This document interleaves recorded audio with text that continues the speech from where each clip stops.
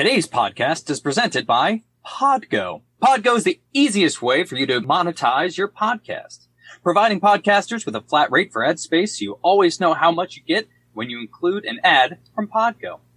I recently joined as a member, and you can too. Apply today to become a member and immediately be connected with the advertisers that fit your audience. That's podgo.co at podgo.co.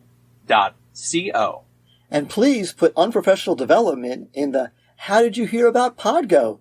That will give us a little finder's fee. Thank you.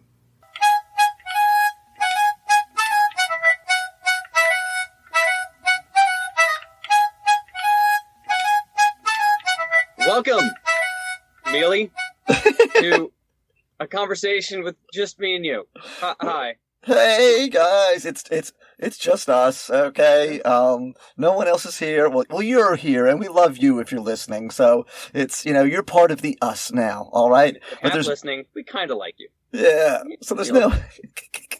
So there's no funny guest. We're not going to be asking them. Wow, that's hurtful.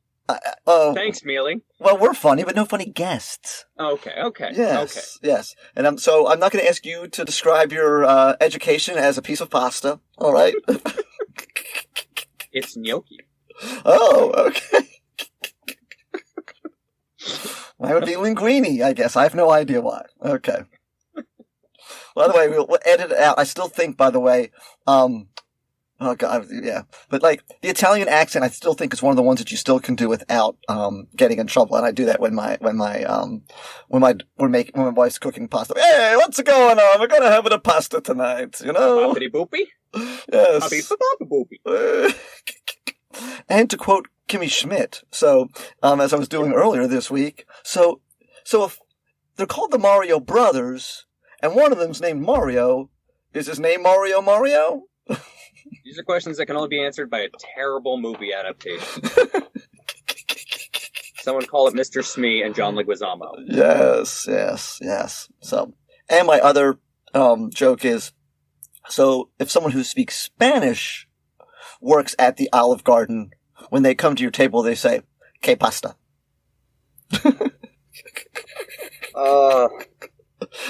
It's so upsetting, and I can't wait to use that on my Spanish-speaking students. That's good stuff. That's really good stuff. Oh, my goodness. I wrote that joke. I didn't steal that one. Wow. You might not want to announce that. I'm kind of proud of it. All right, I got a story for you. Okay, go for the story. So, every day in class, I give my kids, a Bitly. Uh-huh. I'm still doing the online school. And the Bitly is always, my initials, TUD, and then, the day's date. Ah, so okay. I was doing it the other day. I'm like, all right, guys, today is 4/15/21. And I teach 7th grade.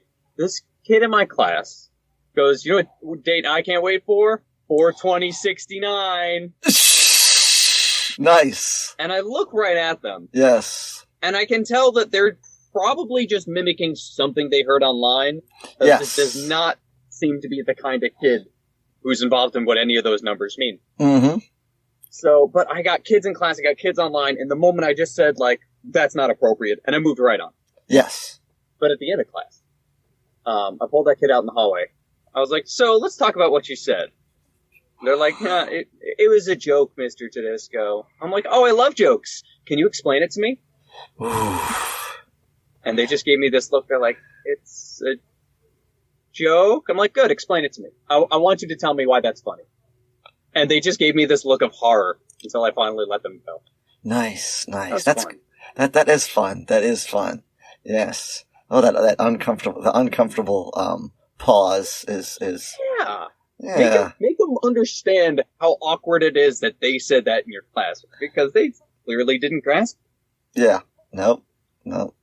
So they'll think twice before doing that again in your class, young man. Mm-hmm.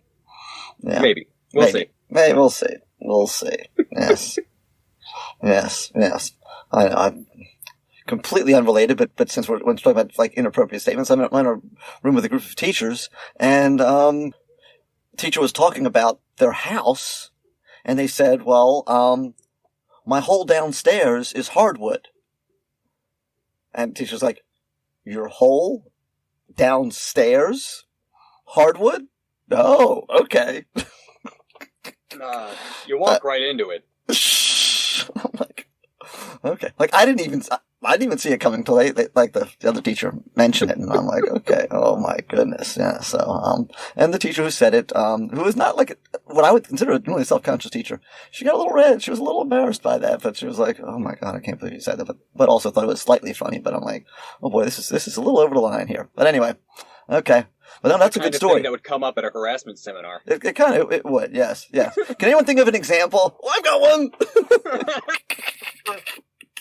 I remember when someone said this. That's yes. Next time you're at a Title IX training, bring that up. Say, what if someone says my whole downstairs is hardwood? What should I say? But then I snickered, and I didn't say anything, but they all knew that I caught a double entendre. So, when Tudisco told me before I pushed record that he had a story, I thought it might actually have related to charter schools, Tudisco, but it's not. No, just not at all. Just something you wanted to share. Okay. Right. Quick side note, by the way, one of my favorite jokes of all time. A guy walks into the bar and asks the bartender for a double entendre. So she gives it to him. Wow. Love that joke. Oh. Well, I don't know if this one works, or you have to do it to other people. Hey, you want to hear something funny? Yeah. Me too. You have to walk away after you say it. Okay, you don't stick around. That's a drive-by joke. Okay. Hey, you want to hear something funny? Yeah, me too. And then just keep on moving. And they have no idea what happened. Unjokes are always good. Yes. What's brown and sticky, right? Stick. Which might be bad for your teeth? A brick. Oh, okay. I love that joke. Yes. What's green and has 4 wheels? What? Grass. I lied about the wheels. What's worse than falling off your bike? Double homicide. Yes. Oh my. Okay, so charter schools, boys and girls. That's the transition yes, we're going we're gonna go with this. So seatbelts on, kids. We're gonna go pro and con, and we're gonna see what some of the pros and cons are. And I am firmly on the fence. To just go, where are you?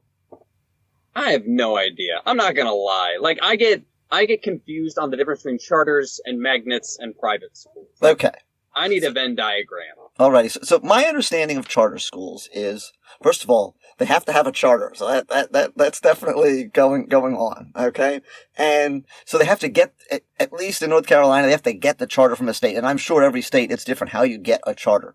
But essentially it means, the best of my understanding is, you can now have a school, and for every pupil that comes to your school, the tax dollars that were allocated for said pupil now go to your school. And then you have to educate them within certain boxes or within certain terms that are not necessarily as strict as the regular schools, with the hopes that kids who would struggle in regular schools could find places where they could thrive. That's the goal. And then these schools can use these funds differently, because I know that whereas, at least in our state, when you go to a school, there's no negotiating your salary.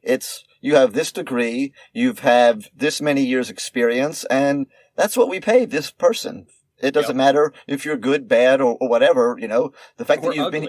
Well, yeah, or ugly, So, and as we all know, that's a little silly, I don't know a better system, but I do know that every teacher with a master's degree that's been teaching 7 years isn't necessarily better than a teacher with a bachelor's degree who's been teaching 5 years. They don't necessarily doing a, 10% better job than the other one, No, but I also don't want the amount of money we make being connected to our results on the standardized tests. Or someone coming in and, judging 180 days of instruction that you do off of literally 2 hours of them watching you based on whatever it is that they might have some kind of little rubric that they have, but their interpretation of the rubric. Because I've probably shared this before, but it bears sharing again. At one point, our district was going towards a pay-per-performance model, meaning there would be something, it would be like this % test scores and this % observations, and then some level of a base that you would be guaranteed, but you could get incentives this way or that way. And so I knew someone who worked in that program when they were piloting it. It never got to full fruition. They were going through the motions and seeing if it would work. And the funny part, I still remember, this is what sticks out with me, is they put 44 principals in a room and they had them watch a 45-minute lesson, and they all had the same observation rubric tool, whatever it is that you call it, right? Uh-huh. And guess what? They didn't come up with anywhere near the same response. They did not. So, are the principles bad? Is the thing that was designed bad? It's just hard to tell. I think if I ever went in, I think I could recognize, like, ridiculously good teaching. I think I can recognize just, you need to not be in the classroom anymore. But the difference between the, like, if we're rating on a scale of 1 to 10 teachers, the difference between a 5, let's say a 5.5 and an 8.5, I think is so subjective. You know, You walk in, you see someone who's a 3. Everybody knows that person's a 3. That's horrible. You walk in, you see a 10. You go, that person's doing something I couldn't even begin to do. I wish I could do what they do. They have a gift that I don't have, and I'm doing the best with my gift. But most people, I think, fall in that middle range. And I mean, the career of teaching, I mean, every day, there's too much for us to really get done. Honestly, like, we made a list at the end of every day of everything we could have or should have done and just didn't. I mean, we'd have pages filled up at the end of every day. So all you can really do is just choose something to focus on. Yes. And so for some people, it's going to be, I'm going to focus on the kids who are struggling or failing. For some of them, I'm going to focus on my kids' mental health and social needs. For some of them, it'll be, I'm going to focus on teaching them this one skill and making sure everybody in the class learns this one skill. Yep. Neither of those things are wrong. It takes a village. But yes. And if you've broken from unless someone likes the sage on a stage model, and at which point you're going to model that for them, like that, I think I can grade sage on the stage versus other sage on the stage really easily. Okay. That was engaging. That was good. That was easy to follow, all of that kind of stuff. But I also look at the views on TED Talk. That helps. Right? Yes. That definitely makes, for that. But if you break from that, and so you're only literally in front of the classroom for less than 10 minutes of a 45 or 80-minute period, or 20 minutes out of 80 minutes, then what's going on in the classroom with 30 kids and you? I don't know how I, as an observer, can see all of that's going on. I know how that relates to whatever. The fact that you're ignoring Johnny over here. Well, yes, that's because the past 4 days I've sat at Johnny's table with him for 15 minutes every day to get him where I could. And today's the day I've got to go see the other 20 kids that I've been ignoring because they work really well independently, and try and challenge them. I decided not to balance the day. I balanced the week, and all those kind of things. So, but back to charter schools. So the idea is then, my understanding, and by the way, I'm going to reference that, and I should really listen to them. So I haven't listened to them yet, Ryan, and I apologize if you're listening to this. So, Ryan Tibbins has done a 4-part series on this, and I it's on my list from Classcast Podcast, and it's on my agenda to listen to that, but we're not quite as organized and whatever is him. We've just had this idea for a minute. Yeah. We're just going to kind of ramble about it. But some of the problems are, obviously, is that now how do we decide what's good enough? And so, as we're just saying, measurement. So the measurement, honestly, for some of these charter schools, there was just that we decided was a horrible measurement that is a standardized test. How are their kids doing on standardized tests? Because if your kids, they still have to take them, at least in North Carolina they do, and if they don't perform well enough, then you can lose your charter. And I think there's a couple other things that can make you to lose your charter. So let's play this game. So if you got to start a charter school, And you're going to have, like, let's say, since you teach middle school and you've been a fair amount, so you've got a 6th, 7th, and 8th grade. And you're going to only have like 100 students because you're just getting started. And what should we give you with 100 students? 4 teachers. Okay. So now what are you going to do at Tudisco, charter school? And then I'll kind of play with what I would do. I think I would definitely focus a lot on like restorative justice. Mm-hmm. And, even like, and it sounds really hippie-ish, but like, I think there's truth circles. Oh, wow. But what's a truth circle? Like, basically, you just kind of sit in a circle and you're just honest to people around you about, like you just check in with the kids. And the kids open up about how they're feeling, how they're doing. And, as you can imagine, at first, they're not going to be sharing a lot. No. But if you keep that I like red. Right. But if you keep that program going and kids start to open up and start to talk more and more, then you start to build trust and create a community with that group of students, especially if we're dealing with a group as small as 100, and if you can break that up into, 5 groups of 20. Well, you've only got 4 teachers, but okay. I guess the principal can have a group. Too. Okay. Oh, you're the principal. Okay. Yeah. Oh, I didn't realize that. Okay. All right. I run this show. Have you actually done truth circles before? Have you been part of one? I've participated in them, but I've never run them by myself. Okay. But you participated and watched someone else run them? Yes. And specifically with a group of students. They were all boys who had consistent behavioral issues. Okay. And how big was the group? That group it got to about 20. Okay. And it was different grades too. It was 6th through 8th. Okay. But, by doing it and by talking and opening up, they started realizing they had similar struggles as other kids, and they started really becoming like a community. Like they'd talk to each other, they talk each other down, they'd get each other, like other members out of getting into fights, and getting them back on the right track.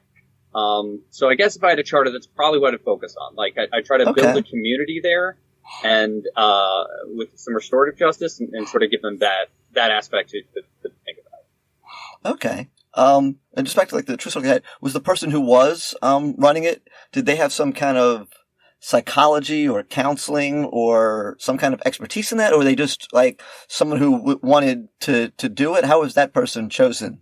Yeah, she had been doing it for a number of years. She worked a lot in inner city schools. Up in I want to say New York. Yeah, she was in New York, working in inner city schools, and she just moved out because she's like, I was just tired of seeing my kids die in gangs.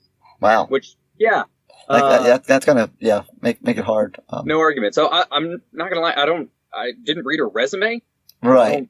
I don't know like what her degree is in, but I know that that's a system that she'd been working for years and years. Okay.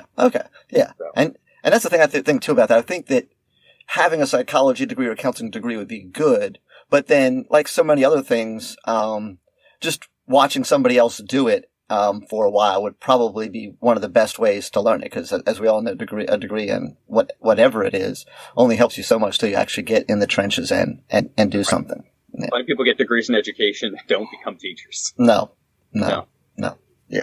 And was going to say, and like we've said this countless times, I think that an education degree is really good for teaching you the vocabulary so that so you've heard the word differentiation before, and what, when we say assessment, that means a test. But when I was in college, I always said, it's teaching you probability. You'll probably have these kind of kids. Yeah, I know. And someone posted on Twitter the other day, and there's still ones that doing it. I know my school, I can't remember. Mine weren't that horrible, but there's still schools, I guess, that are making teachers who are, or pre-teachers, whatever, write 10-page lesson plans. Yeah. I'm not gonna lie. In my professional career, like post-college, I never wrote a single lesson plan. Mm-hmm. When I had to, I usually just copied and pasted whatever I did in college. Yeah. And I've definitely never followed a lesson. I even tried to, like my first year teaching, like I put up on the board, we're going to spend 10 minutes on this and 15 minutes on that, 20 minutes on this. Yeah. No, it gets scrapped within the first, and then the fire alarm goes. Like, yeah. There's no way. It's not feasible. Yeah. Well, no, it is feasible if it depends what you care most about. So if you care most about sticking to the lesson plan, then it's very easy to move on to the next thing without knowing if the kids have gotten what they need out of it, if if whatever, if you've managed to communicate what you're trying to communicate, and if they're ready for the next thing, that you just move on. Okay. I've known teachers that they never are off the pacing guide. It's like, oh no, tomorrow is such and such. How'd your kids do with what we learned yesterday? Oh, they didn't get it at all. So why are you teaching that? Well, we have to teach these 47 things before we get to the test. So and the pacing guide says that's what's next. So I'm teaching that's next. Oh, don't you think you should maybe? I'll put it in the warm up. Okay, see how that works. See how that works for you. There's some days I do some weeks I do barrel through, just going like, I'm going to build in a flex day in like a week or two. Yeah. And we'll reloop. Like that happens, but yeah. Okay, so now we've got so I assume we're going to do more than truth circles 7 hours a day, right? Well, and the standard curriculum.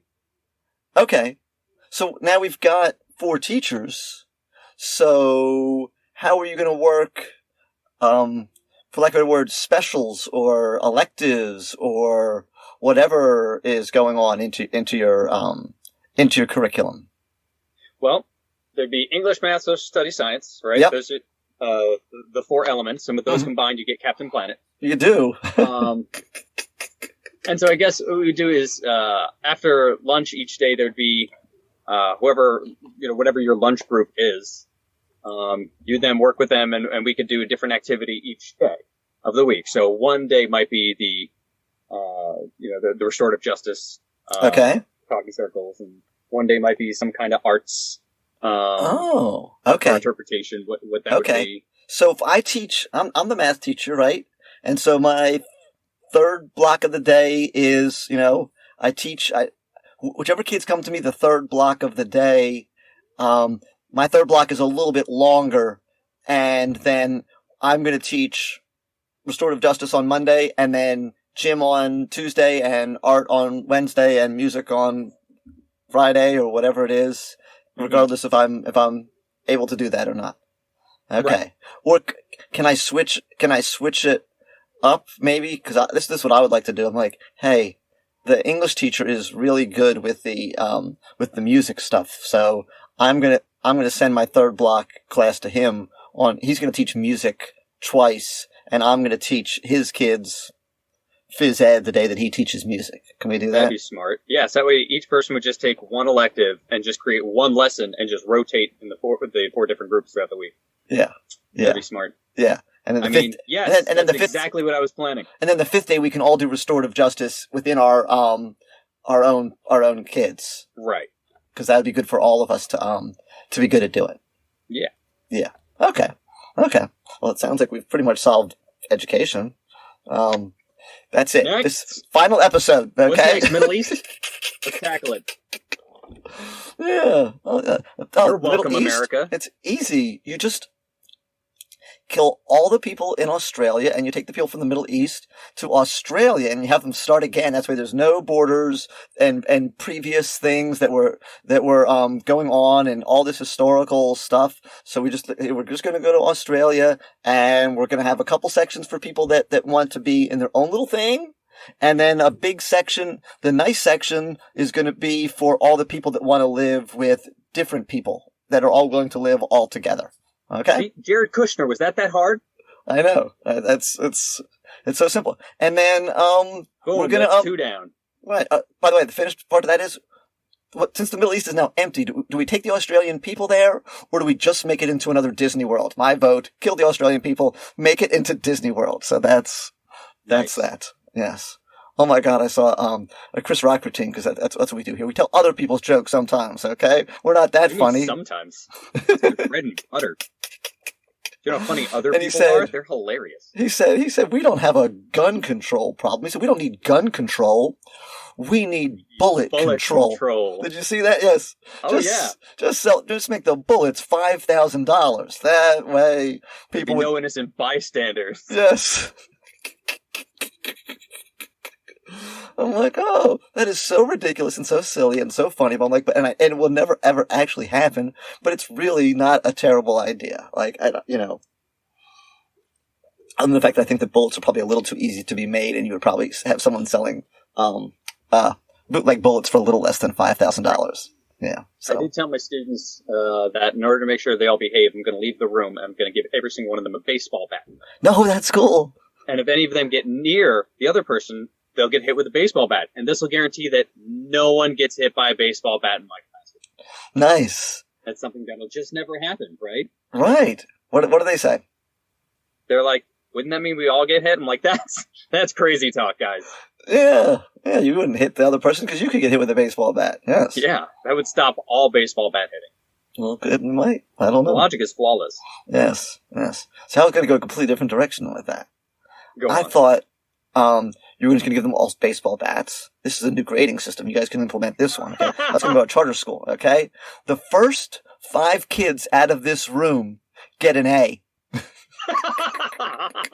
The next 10 get a B. Anyone left in the room after those 15, you're failing. Okay, you're done. Okay, so that's it, and that's gonna be our new grading system. Okay, here's your baseball bat. This starts as soon as I shut the door. Wait, why are we making a podcast again? Because we like to watch movies and yell about them. They yell about directors, yell about the plot, yell about the acting, but they also talk a lot. But mostly Josh and Cassie yell about the movies. Hey everybody, I'm Cassie. And I'm Josh. And we are the hosts of the brand new podcast, Josh and Cassie Yell About Movies. Each week we're breaking down a different film and sharing our unique perspectives and holding nothing back. And fair warning, this is a spoiler-heavy podcast, so yeah, just be aware of that, please. Do we make jokes or is there anything else? Gosh, I hope so. I have fun laughing at you. Well, thanks. And we yell about movies, is that right? That's right. We upload new episodes on Tuesdays, so hopefully we'll see you then. Thanks for listening. Okay, so my charter school. Well, your charter school. Yeah, you are grand poobah of your own charter. Okay, so here's the thing that I have to work around the fact that the kids have to take these stupid standardized tests at the end of the year. So I can't completely abandon the curriculum. So I have to, as I'm thinking on the fly here, think of a way that we can still cover what's on the standardized tests and still have kids learn things that they want to learn. So the challenge with that is that I want to front load the fun part. Okay, so I want to do like in every class we're just kind of going wherever the wind takes us. So I've got my math kids, and we just kind of start off with some kind of a puzzle, and we kind of go there and we kind of learn rules as we go, and we kind of explore math. And I kind of know some things that they need to go, but I'm just going to kind of go there. And then we're going to have projects in the second quarter, and based on the kind of the parameters that I put around the project, that'll kind of guide them so they have to at least investigate some of the things. And then the third quarter, what will we do? The third quarter, we will work on getting like some kind of extension where I'm taking the kids that have thrived and push them, and then the kids who have struggled and haven't really learned that much in the first half of the year, that we're going to do remediation with them. And so I'm going to try and get them into smaller groups. And then the fourth quarter, we're going to do what all people do. We're going to cram. Okay. And then we're just going to spend the entire fourth quarter. The entire fourth quarter is going to suck because, and I'm going to tell them from the get-go, like, listen, the fourth quarter, if you want the first 3 quarters to happen next year, this is what we need to do in the fourth quarter. And at which point one of the things that I'm really good at teaching, and I think you are actually, as well, is teaching kids how to game the test. And if I can have a whole quarter of how to game the test, and then give them tests, and while they're taking it, be kind of coaching them through how to game the test, I think that I can at least get us to where we can keep our charter. We may not be having like the best scores in the world, but I think I can keep our charter intact, because if you're listening to North Carolina, if you don't know this already, they put a disgusting curve on the tests, okay? It's hideous. The last 3 times that my tests actually counted, because I floated around teaching various subjects, and sometimes there's a test that counts, sometimes there isn't a test that counts. Sometimes they're trying out a new test, and they go, okay, we'll just give this kid a test, but it won't really count. By the way, make the kids try. Don't tell them that it doesn't count, because we want them to try. Okay, good luck with that. And then we give them a test. Okay, so this one actually is going to count. And so when it's counted, the last 3 times, the curve to a passing grade, the bottom was like a 24, a 27, and a 30. Okay? So I think 30 was 30% of the question. 30% right was the highest I saw. Okay? The first time it was 24, and then and the other time it was 27. Oof. So I've literally told kids to do this, and I've had kids and you still had kids fail. I had kids get 11% right.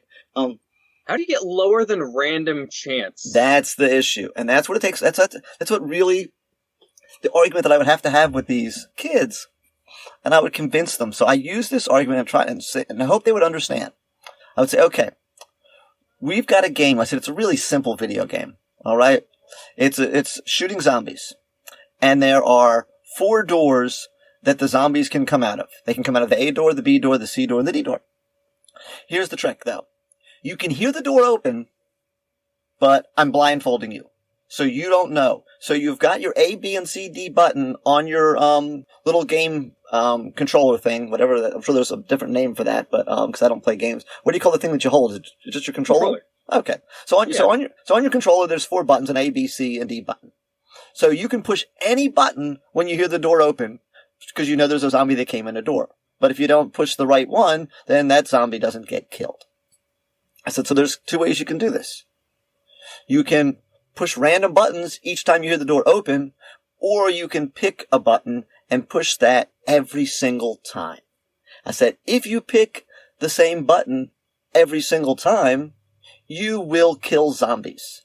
But if you push the D button the first time and a zombie came out of A, you killed nobody. And then you push A and the zombie came out of C, you killed nobody. And then you push B and the zombie came out of A, you killed nobody. I said, so you can push a different button each time and very easily kill no zombies. But if you push C every single time, you will kill zombies.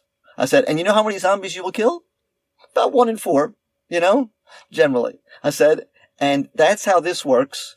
And I said, so if you start the test and you literally you put C down for all your answers, you will get 25% right. Most likely, you might get 24, you might get 28, depending on how evenly they distributed, but they normally distribute it pretty evenly. And based on studies I've seen, it's generally a little lower for A and D and a little higher for B and C. And probably most of you listening to this already know that. You already knew that, right, Tudisco? Yeah. You've seen those studies? SATs, yeah. Right, yeah. So it's normally somewhere in the 26, 27% for B and C, and it's normally kind of in the 22, 23% for 24% maybe for A and D, because that just makes it harder for people to guess. And so so I had a kid, it was funny, it was the year that ended up being 30%, so he got like a 57. I've gotten, because I normally only did this like 2 days the week of. I wasn't spending a whole quarter doing this when I would teach this. And so they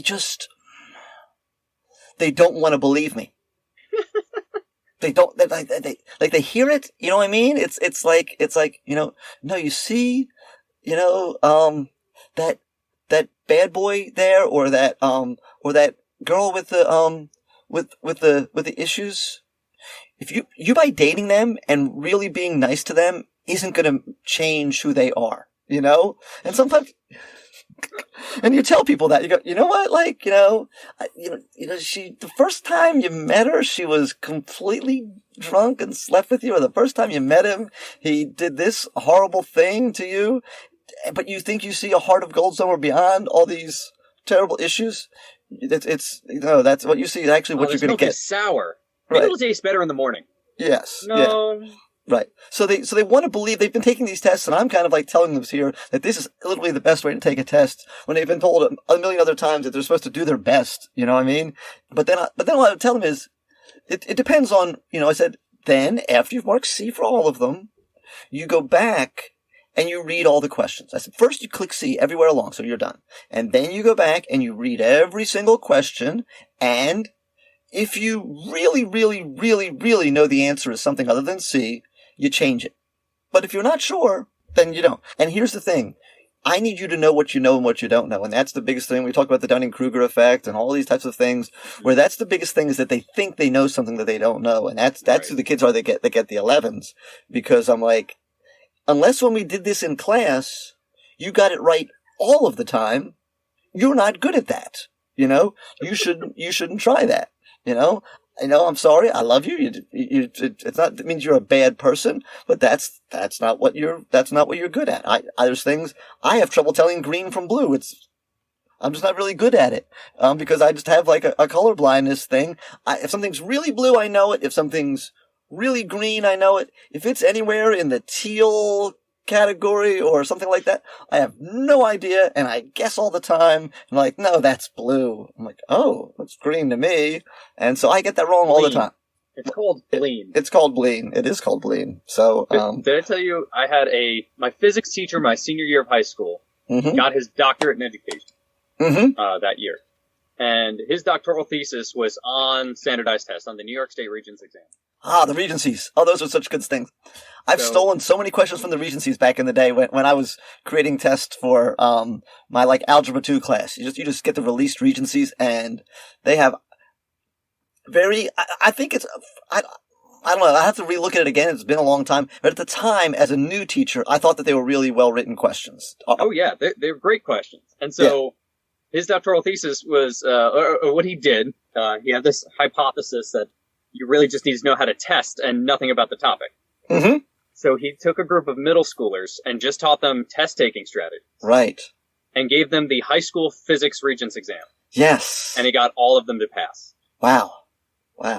Between the curve and everything else. Right. Yeah. Between like eliminating, things that seem nonsensical to you and all of that kind of stuff. And so let's debate that for a second then. What about test-taking skills can you apply to real life? Absolutely nothing. Absolutely nothing.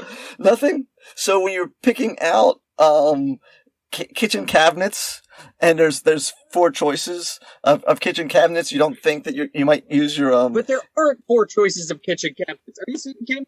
It's great on standardized tests. Do you know how many nights I wasted just scrolling through Netflix because there's too many options? If I had 4 movies to choose from, I could use process of elimination and knock that out of the park.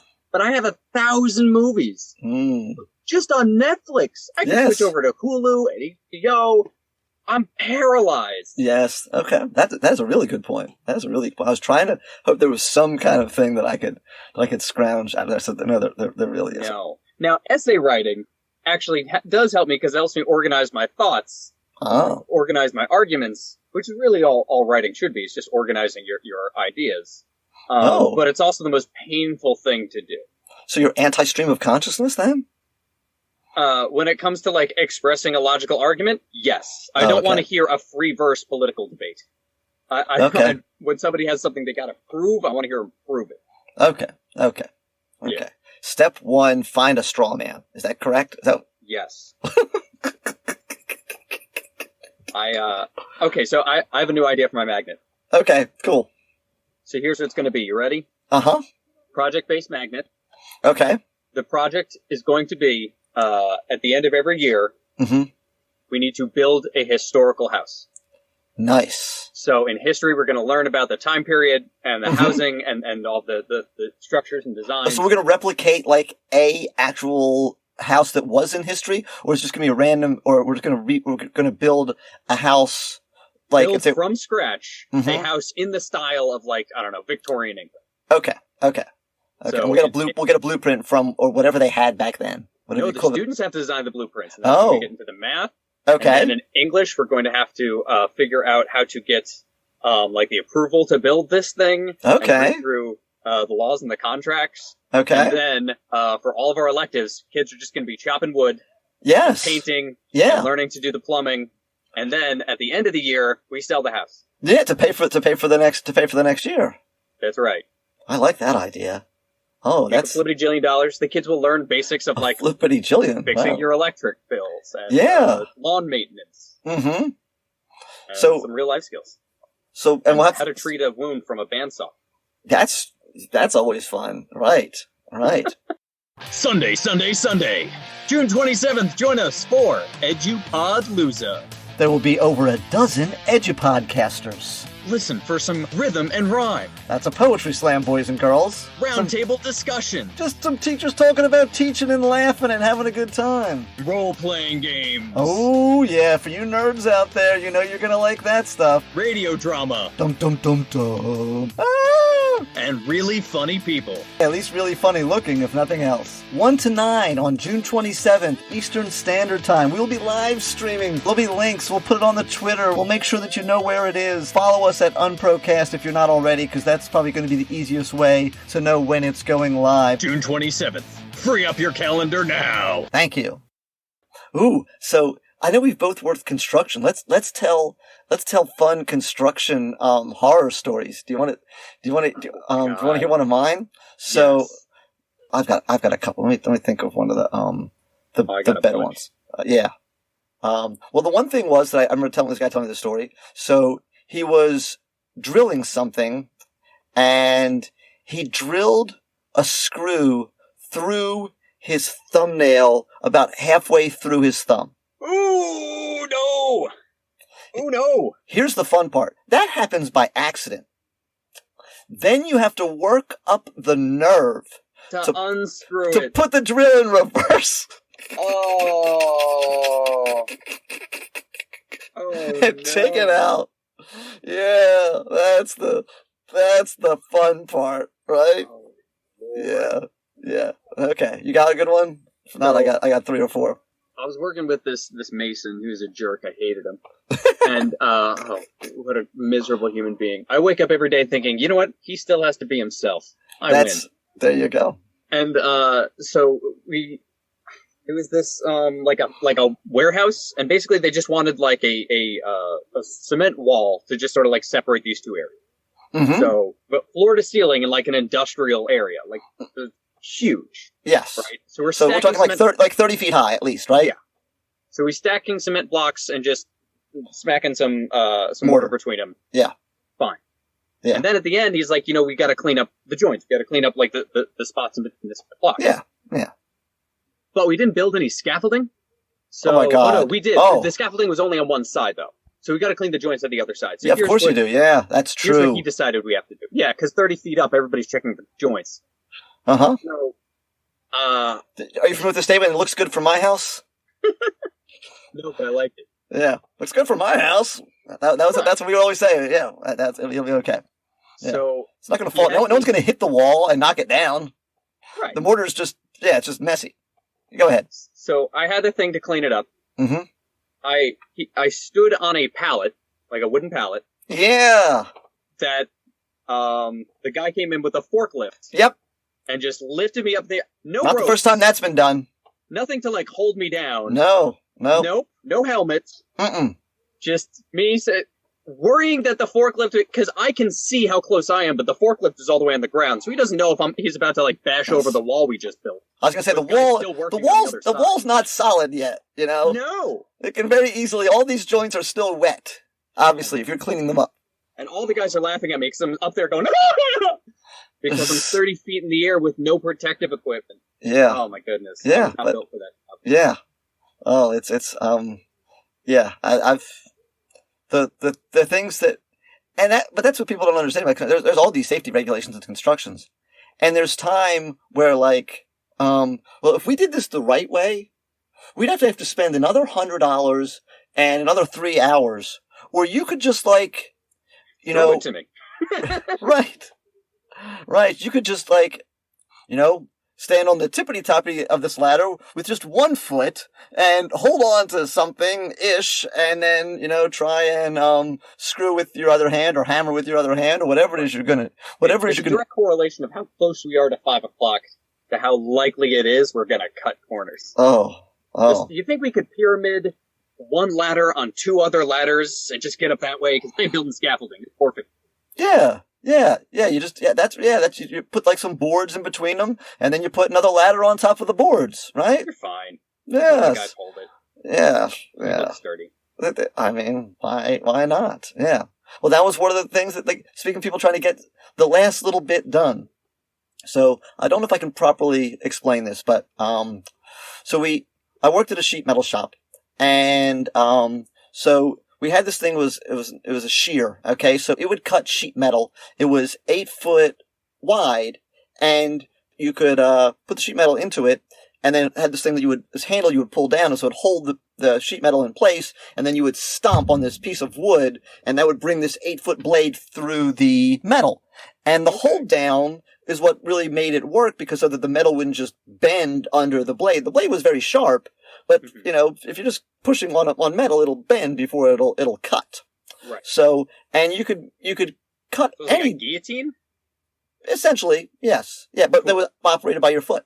And so if you're cutting like a thin piece, it was really easy to do it with just one person's foot. But when you got to thicker metal, or you're trying to use the entire width of the 8 foot of the shear, then it kind of took 2 guys. So we used to cut these things. Well, there were 3 of us that worked in the shop that were very familiar with this thing, and we used it all the time, and we had respect for it. But then there were the other guys that they worked out in the field. This was an HVAC company for commercial duct. And so they would need these things called hanging straps. They're 1 inch, thick, thin pieces of metal that you would screw to the roof of the warehouse. And then you would screw the ductwork to this, really skinny, spaghetti strap, basically. You know what I mean? Yeah. Not spaghetti strap. It's 1 inch thick, but it's a 1 inch metal strap, and it would hold the ductwork up in the air. Yeah. So normally, there's a little thing you could roll on the back side of it, so you could push up against it, and so it measured the 1 inch for you. So when you hit the 1 inch, you stomp. Now that piece falls, you push, you open up the thing that's holding it down, you push again, and you stomp another piece of metal, and you do this around 40 sometimes, because you've got a 4 foot wide thing of metal. Mm-hmm. When you get to about 4 to 5 inches left, well, now the hold down doesn't have anything to bite onto, because there's just not enough metal there for it to bite, so you can slice it. At which point we take that little skinny piece. It's still a skinny piece of metal. It's not skinny enough to be a strap, and it's not good enough for anything else. And we fold it up accordion style, and we throw it in a thing, and it gets recycled. Right. Well, some genius decided, hey, 43 straps isn't good enough. I think I can get 1 more strap out of this. Why? Why don't you just make 40 some more and save it for the next job or whatever you need to do? He says, I will hold it down with my fingers. Oh no. And you, stomp. Giant metal guillotine comes down. Yes. It was like Monty Python, Saturday Night Live. I'm not near the shear at this point. But I hear, because at this point, normally, it's the beginning of the day, normally there's about 25 people in the shop getting materials before they leave, just the 3 of us to work in the shop all day. So there's a lot of noise and chatter and all this stuff going on. All of a sudden, and the loudness of the shear when it's stomping is very loud too. Yeah. All of a sudden, it gets quieter than it's ever been. Okay? And so whatever I'm doing, I stop paying attention to notice that there's this complete silence. And I see him walking. His 4 fingers are pointing up, and they're mostly there. He's cut the tips off, but there is little squirts of blood bubbling out of each of his 8 fingers. It's not shooting like artery up in the air, but it's bubbling like a 1/4 inch above his fingers. And he had to go to the doctor. You got to go to the doctor for that. You don't just walk that one off. Couldn't put a Band-Aid on it. Yeah, Band-Aid's not going to cut that. So they literally had to sew his fingers. There wasn't enough tip to so he just has deformed fingertips now for all 8 of his fingers. And here's the funny part. Okay, his poor wife, she had to wipe his bottom for the next month, so he didn't get infected. That's when you know somebody loves you. Okay. What? Did he get that strip of metal? Oh, no, it didn't work. Didn't work. No, it all got all Those bent. Things have to be strong enough to hold up. It got all bent and tangled in there, and we had to get it loose. However, we got it loose. Yeah, you ruined it with your blood. Yeah. I got it. All right. Yeah, and the good part is, so then of course we know that OSHA is going to be coming to the sheet metal shop. Right. So very quickly, someone was tasked. And they looked brand new, so how stupid do you think OSHA is? But with putting these signs that says, be careful, don't cut your finger, whatever words they put that like says, be careful, this thing can cut your fingers off on the thing. As if it's not obvious this 8-foot blade could possibly cut your fingers off. Like, yeah, that sign, that'll 8-foot blade is an 8-foot blade. Yes. That's like when the signs say like slippery when wet. Yes. Yeah. That's what wetness does. All right, I have this is a story that, my first boss I ever had, I lied about my age to work in construction. Okay. And he, we were doing construction. I've got a fake ID so I can vote, basically, yes. Yes. So we were working construction over the summer. We had to do it over the summer because my boss was a shop teacher during the school year. Oh, nice. Oh, education. We're talking about education now, kids. Right? Bringing it on back. Now, not at my school. Very totally different, Yes. School district. So he told me that over lunch one time, he said, you seem like kind of like a nerdy kid. I was like, yeah. Thank you. Yeah, thanks. It's like, man, I remember this one kid. I was trying to teach classes, like one of the first days of class, and I was running through like the safety regulations, the safety stuff about all the things. And yep. I need the kids to pay attention. Yep. And this kid has like a math textbook out. He's doing like his Uh homework. huh. And I was like, you need to put that away. I really need you to listen. And the kid rolls his eyes and he puts it away. So I keep going. I'm explaining to them, going down like the different tools and all the different things. And I look over and the kid has the book out again. Mm-hmm. So I walk over, I grab the book, I flip on the saw, I run it through, and then I give him the 2 halves right back. Nice.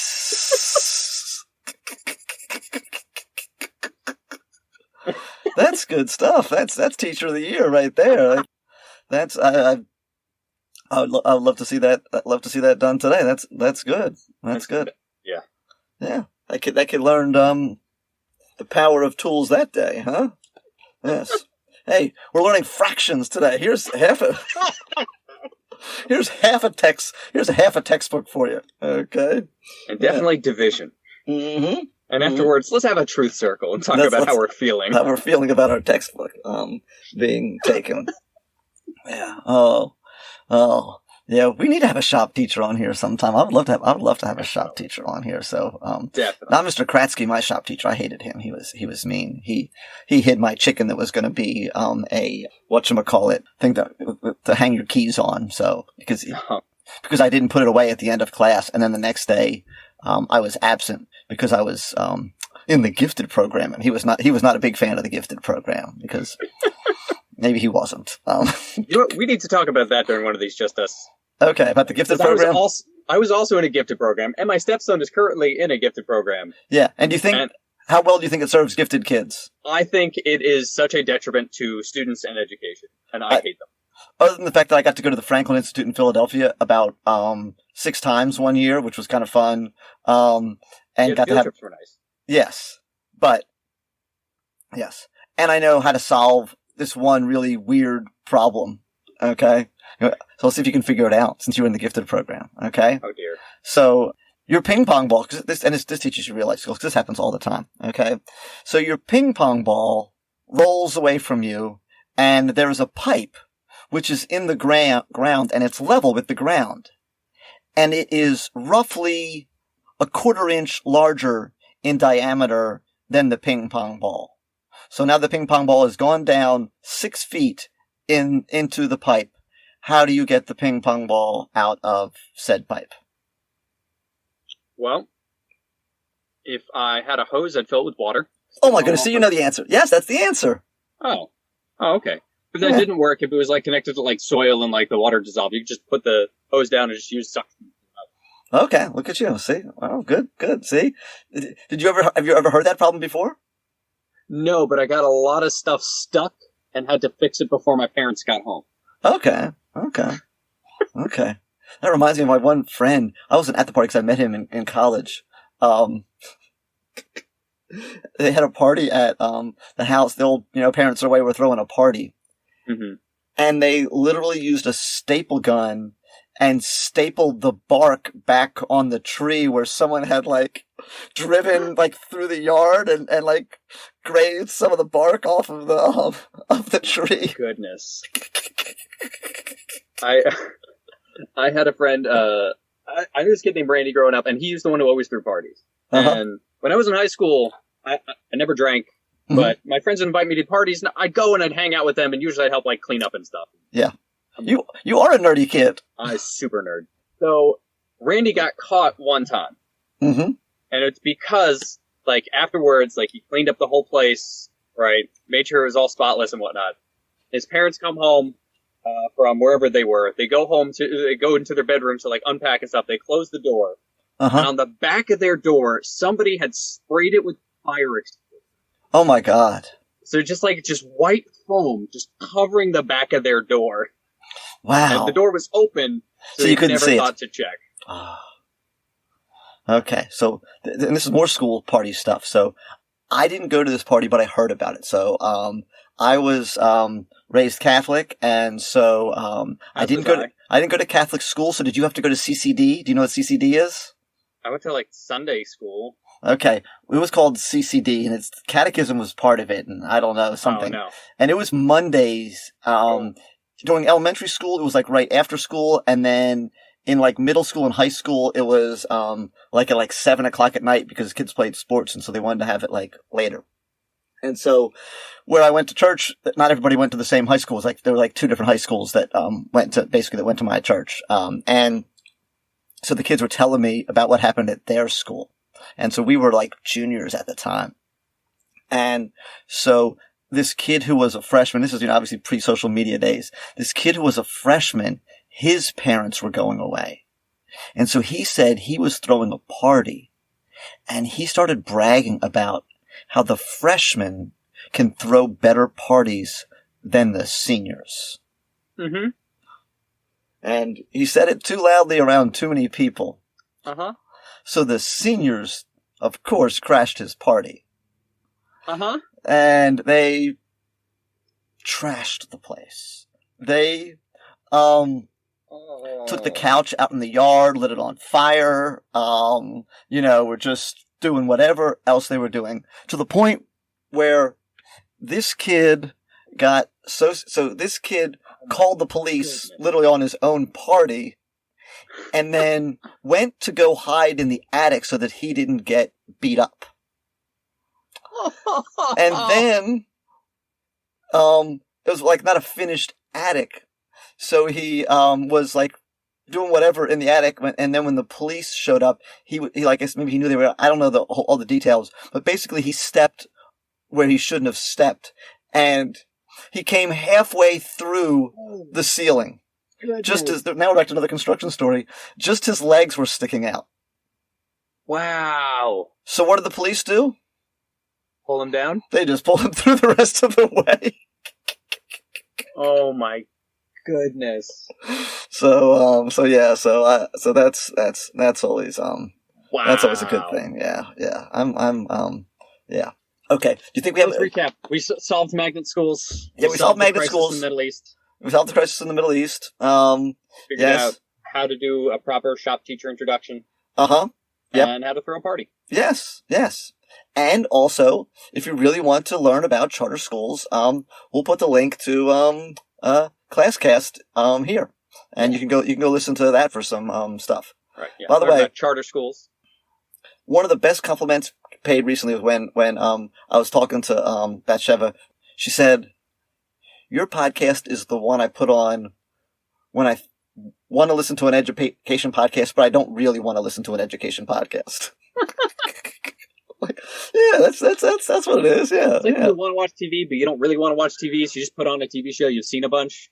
No, it's. I think it's more the equivalent of reading a graphic novel. It's like I know I should be reading, but I really don't feel like reading. I don't want to read so I'll read a graphic novel. So I'm actually reading. And I'm probably getting something out of it. But Watchmen is amazing. Yeah. Okay. Yes. I wouldn't know. I'm probably not gonna. You're explore lost. It. Yeah. It's the only graphic novel to be on Time's 100 Greatest Novels. Okay. Do you own a copy? Oh yeah. I love Watchmen. Maybe I'll consider it. Okay. Should I hit stop, by the way? Sure. Well, we'll recording. tell people to stay unprofessional. Oh yeah, stay unprofessional. Okay. And Edupalooza, June 27th. Don't forget.